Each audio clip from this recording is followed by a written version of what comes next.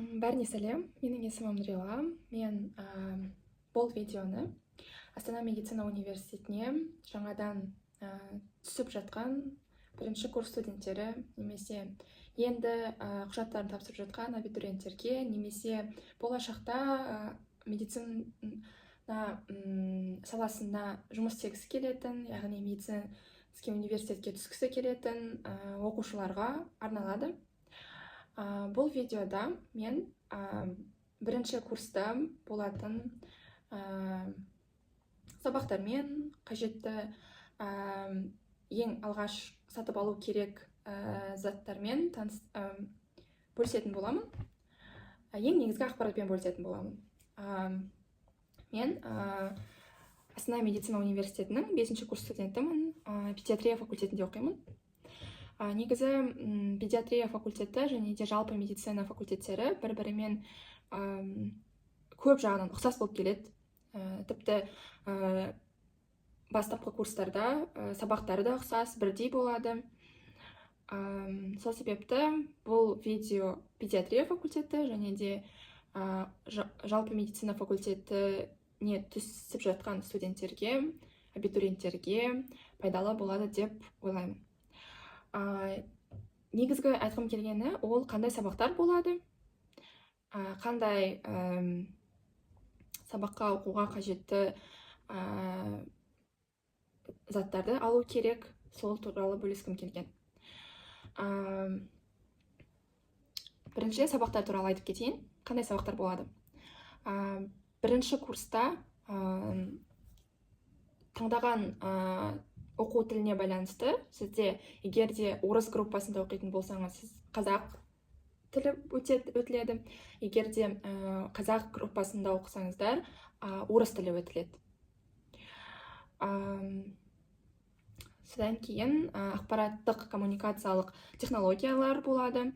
Мәдениеттану, саясаттану, әлеуметтану, дене шынықтыру, содан кейін Қазақстан тарихы болады. Бұл сабақтар негізгі профильді сабақтар емес, бірақ та олар басқа университеттерде сияқты өтіледі. Бірден айтып кетейін, бұл сабақтарға қатты қиналып, көп уақыт жұмсап қажет емес. Негізгі ақпараттарды сабақ барысында бірден түртіп алып жүрсеңіздер, ол өздеріңізге жалпы сессия кезінде көмектеп болады. Бірақ та осы сабақтардың ішінде мән беретін сабақ бар. Негізгі мән беретін сабақ бұл Қазақстан тарихы. Себебі Қазақстан тарихы ол госэкзамен болғандықтан, ол сіздердің дипломдарыңыздың түсіне әсер етеді. Яғни бұл сабақтан 4 алып қалсаңыздар, яғни 90%-дан жоғары бал алсаңыз, төмен бал алсаңыздар, онда ол сіздер қызыл диплом ала алмайсыздар. Егер де 90-нан жоғары алсаңыздар, әрине қызыл диплом алуға сіздердің мүмкіндіктеріңіз әлі болады, орысша айтқанда шанс болады. Бірақ та бұл сабақтар қатты қиын емес, бірақ өте жеңіл немесе маңызды емес деп оған мән бермей, дұрыс назар аудармай, оқымай кету, бұл өте қате болады. Себебі сіздердің әр сабақтан алған бағаларыңыз, олар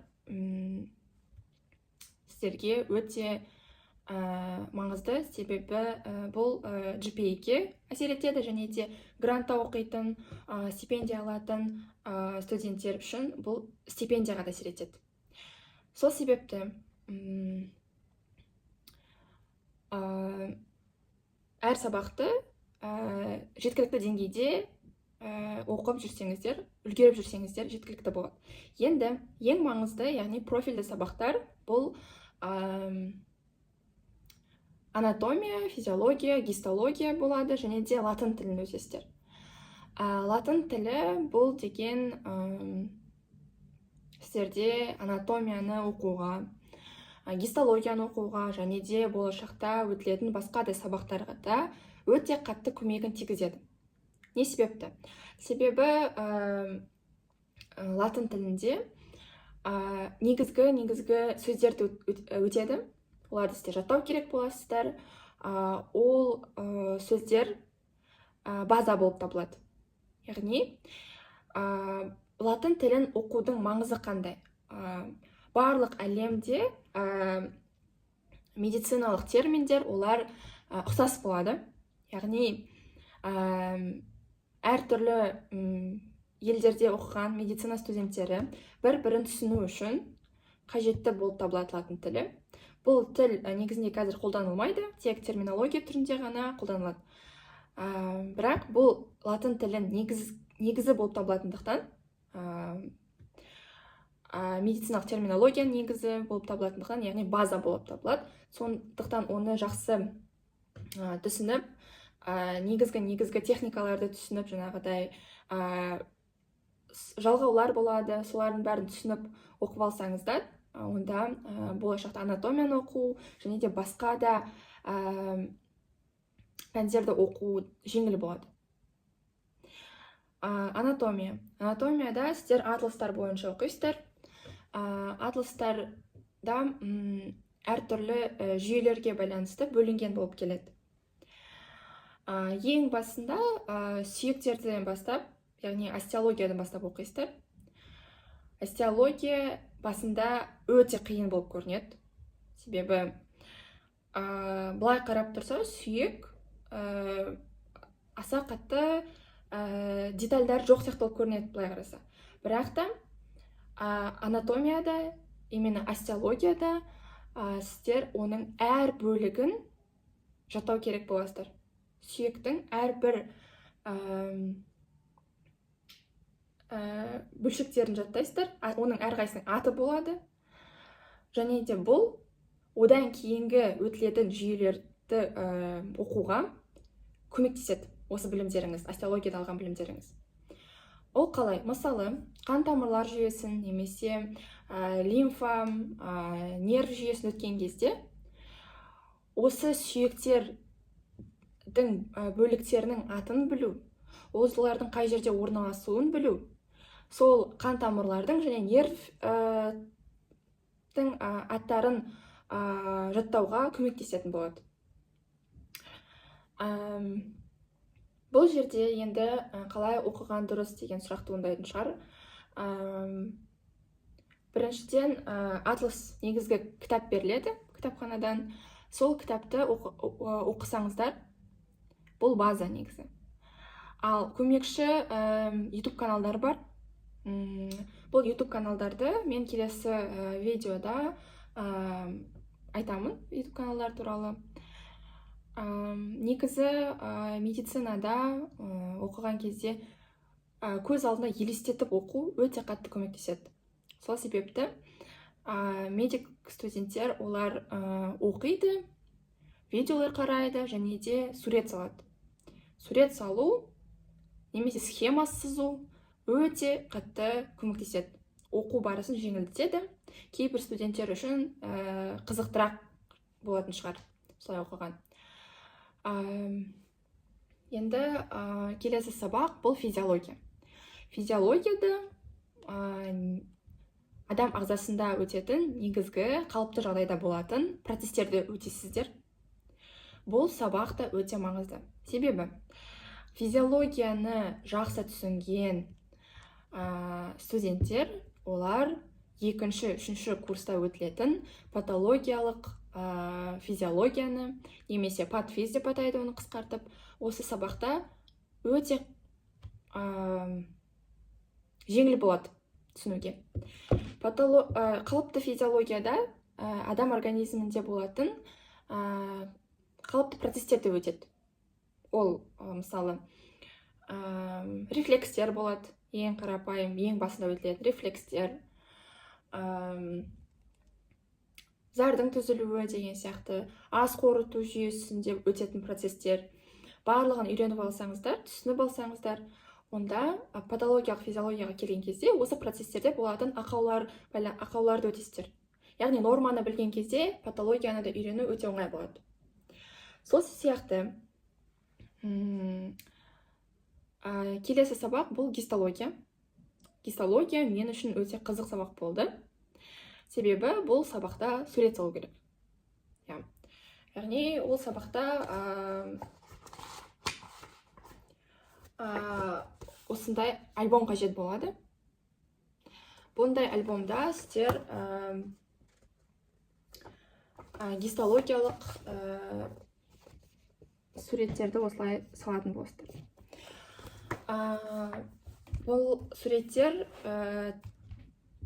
тіндерді түсіну, есте сақтауға көмектесетін болады. Гистологияда ең қажет бұл қарапайым осындай дәптер, одан кейін жаңа көрсеткендей альбом, және де түрлі түсті карандаштар керек болады. Сурет салуға біраз уақыт кетеді, ол рас, бірақ та бұл көз алдына елестетіп түсінуге өте қатты көмектеседі. Гистологияны оқығаннан кейін оны қай жерде керек болады осы білімдер. Жалпы барлық сабақтарда кішкене-кішкенеден керек болады, бірақ та негізгі бұл патологиялық анатомия сабағында қажет болады. Гистология және де анатомиядан оқыған ақпараттарыңыз, білімдеріңіз керек болады. Патологиялық анатомия бұл патологиялық физиологияда процестерді өтетін болсаңыздар, ал патологиялық анатомияда онда сол процестердің көріністерін және де оның себептерін және соңында немен бітетінін өтесіздер. Бұл сабақтар өте қиын. Патологиялық анатомия, патологиялық физиология деген. Бірақ та осы білімдердің арқасында сіздер одан кейін өтетін сабақтарға, яғни 3-4, одан кейінгі 5-6 курстарда осы білімдеріңіздің арқасында ары қарай өте жеңіл болады. Яғни негізгі базаны білесіздер, одан кейін сол білімдеріңізді жетілдіріп қана отырасыздар. Сол себепті ең бастапқы 1-ші, 2-ші, 3-ші курста өте жақсы оқыған, тырысып оқыған маңызды болады. 4-ші курстан кейін біраз оқу жеңілдейді деп айтуға болады. Енді ең алғаш керек болатын құралдармен таныстырайын. Ол жаңа айтылып өтілгендей альбом керек болады.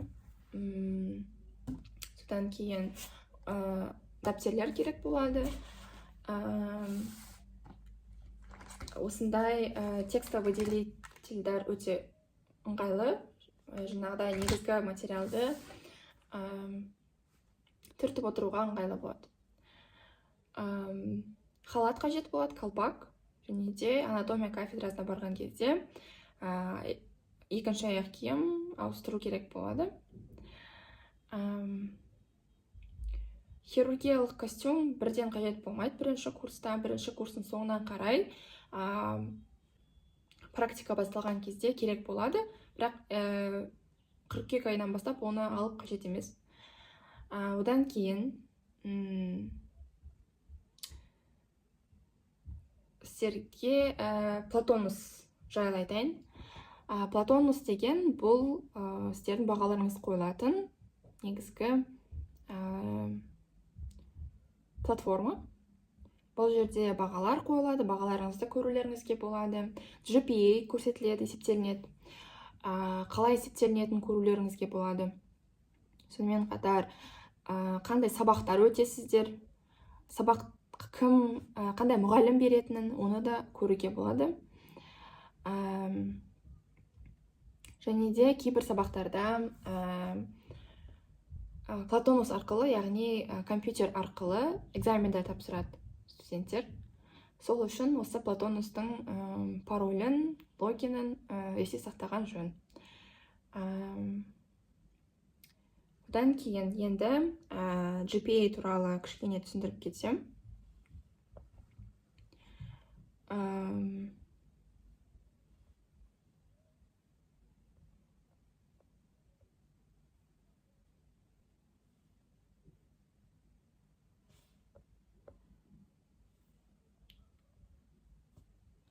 Сонымен қатар GPA-дан бөлек кредит деген болады сабақтарда. Яғни әр сабақ басталған кезде ол сабақта сіздерге силабус беріледі. Сол силабуста кафедраның аты, пәннің аты және де сағаттары және де кредиттері төмен жағында бірінші бетте жазылып тұрады. Бұл кредиттер не үшін керек және нені білдіреді? Бұл кредиттер болашақта GPA-ді есептеу үшін керек болады. Яғни белгілі бір сабақтан кредитті мысалы айталық 5 деп көрсетілген. Яғни бұл сабақтың соңында шыққан бағаңыз, мысалы барлық экзамендерді, аралық бақылауларды, күнделікті бағалардың бәрін қосқан кезде алынатын соңғы баға, шыққан баға, ол мысалы 90 деп алайық. 90 балл ол GPA-ға көбірек әсер етеді, себебі оның осы сабақтың кредиті жоғары болып тұр, көп болып тұр, 5.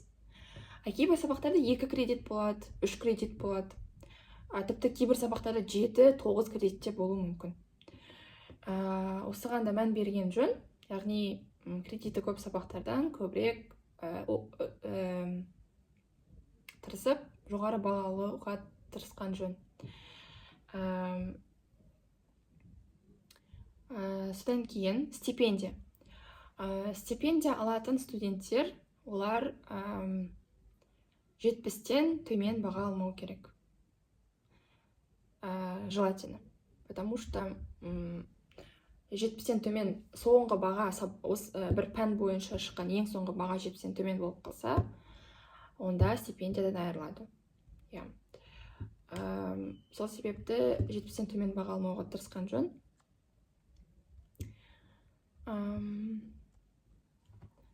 Тағы айтайын дегенім бұл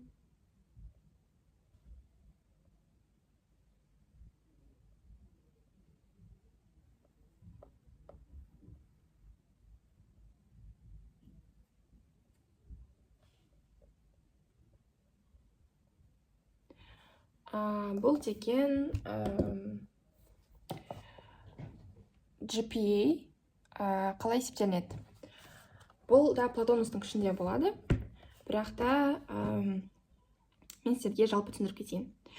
Бұл жерде мысалы А минус, Б плюс, Б және Б минус деген болады. Осы сіздер Б минустан төмен түспегендеріңіз жөн.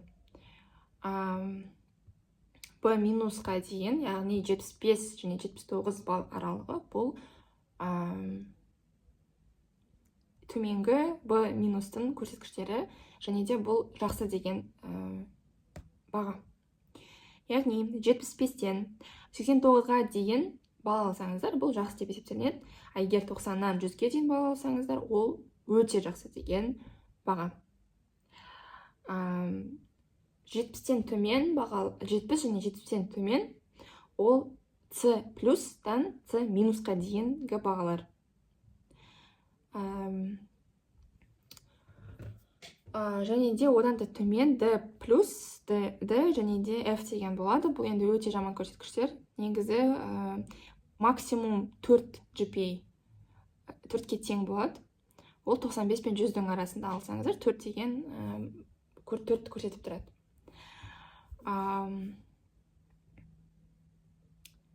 Осы негізгі GPA туралы ақпарат. Негізгі бөлсен деген ақпаратым осы. Видео ұнады деген үміттемін, және де біраз көмегім тиді деген ойдамын. Видео ұнаса каналға жазылып, және де сердечканы басып, ұнады деген белгіні басып кетсеңіздер, өте қуанышты болатын едім. Және де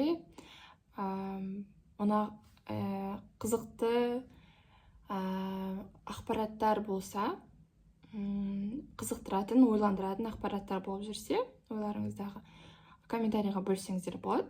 Мен сол байланысты видео түсіруге тырысамын. Барлықтарыңызға пока.